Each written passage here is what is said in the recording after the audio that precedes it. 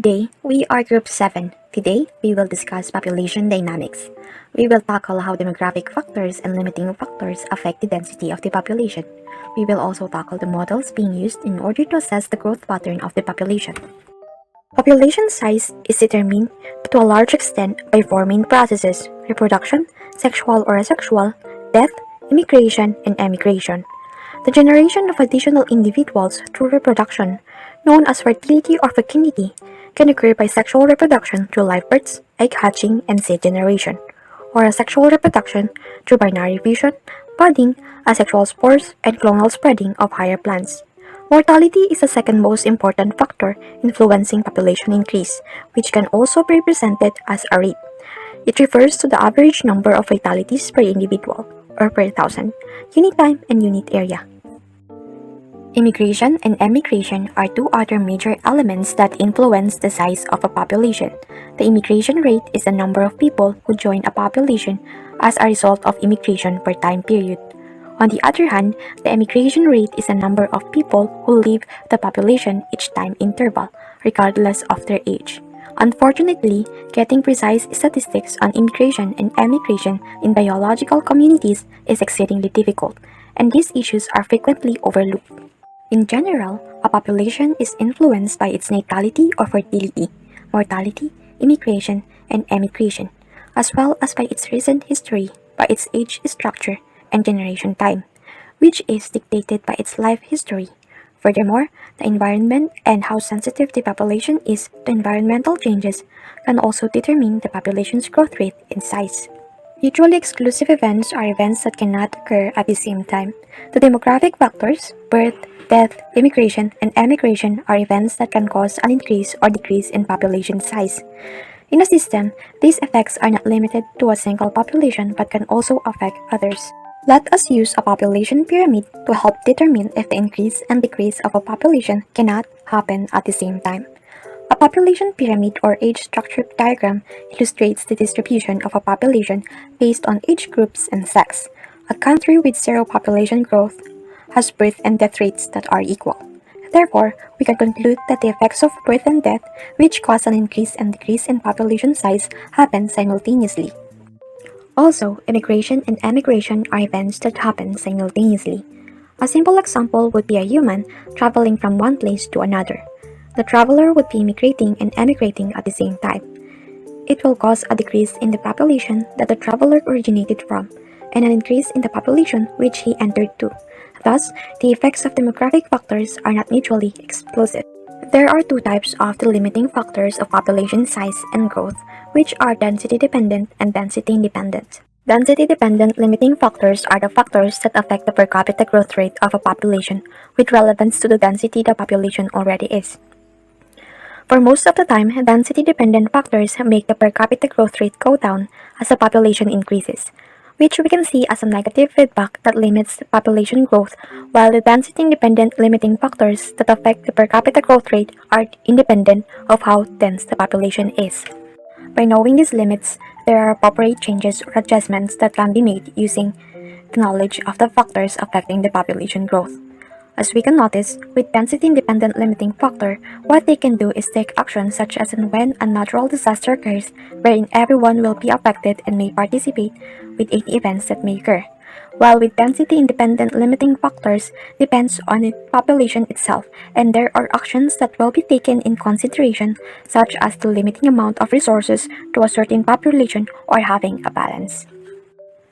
The population dynamics of human beings extremely exert an indirect and direct influence on other living systems.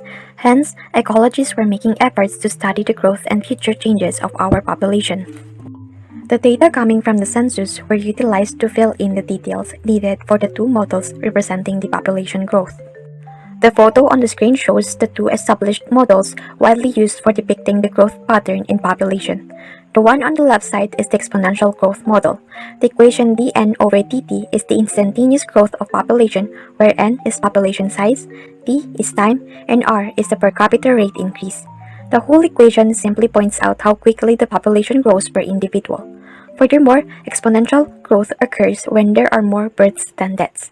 More births simply means that there will be a higher probability that the population will increase as there will be more organisms that would reproduce through time. Looking at the line graph, we have observed a line going through time. The x-axis represents time, and the y-axis shows population size or number of organisms. Graphically evaluating, we have this J-shaped curve that shows as time goes, the curve continues to grow without limit. Logistic growth model, on the other side, exhibits the same equation, but only one variable was added. That is the carrying capacity, which is represented by capital letter K. The carrying capacity is the largest population that an environment can support at any given time. The presence of K on the equation conveys a limit which no one bounds to exceed. K signifies the factors such as availability of resources, predators, and diseases that limit the growth of a population. So graphically interpreting, we get an S-shaped curve that represents the population can continuously grow. However, as the curve approaches the carrying capacity, the growth levels off and dips down. In reality, however, both models are limited by the carrying capacity. In the exponential model, population declines after surpassing the carrying capacity. There is a boom phase where organisms reproduce exponentially, and there is a bust phase that occurs beyond the carrying capacity, where population declines rapidly. In the logistic model, the reproduction rate decreases as it approaches the carrying capacity.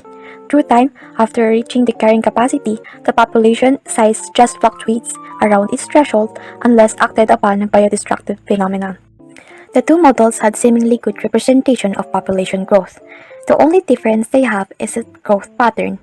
Exponential growth is typically exhibited by R-strategist species such as mice, rabbits, and bacteria, while logistic growth is typically exhibited by K-strategist species such as humans and elephants. As mentioned previously, density-independent and density-dependent factors are the limiting factors of population size. The former is considered as the intrinsic limiting factor, as it focuses on the effect of a certain factor that is outside the population, while the latter is considered as the intrinsic limiting factor, as it focuses on the effects of the density of the population. A great example for density-independent factors is natural disaster. Consider the occurrence of landslide in a particular community. The strength of it does not change relative to population size. Neither it amplifies in higher population, nor it dampens in lower population. The strength of it is driven by the level of disturbance.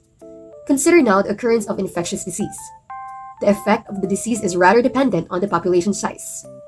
If the population is quite small, the transmission would be slower, but if the population is larger, the transmission would be higher. Focusing on the example of the density-independent factor, it is quite evident that it is independent of the population density as it affects the population regardless of its size. Density-dependent factors can have either positive or negative relationship to the size of the population. In positive correlation, these density-dependent factors increase with the population size, and this limit population growth as the population size increases. In negative correlation, the population growth is limited at low densities and becomes less limited as the population grows. Density-dependent limiting factors usually cause the population growth to decrease, which act as a negative feedback loop to control the population size. Some examples of density-dependent factors that limit population growth are competition, predation, diseases, and some behavioral or physiological changes. In competition, given that there is an increase in population size while resources are becoming limited, the individuals tend to intensely compete for these resources, which then cause the death of other organisms. And some might also experience failure in reproduction. In predation, the population of individuals declines since predators increase their death rates.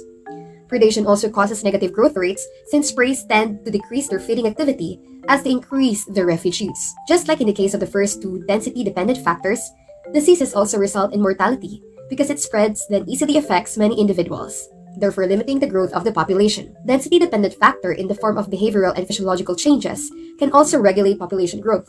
For example, individuals tend to commit mass suicide because of their specific behaviors. To sum up, the size of the population is affected by demographic factors.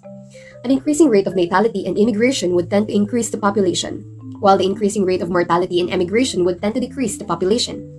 A constant population, on the other hand, would be achieved if natality, mortality, immigration, and emigration rates are equal. Another factor that affects the population size is the density-dependent and density-independent factors.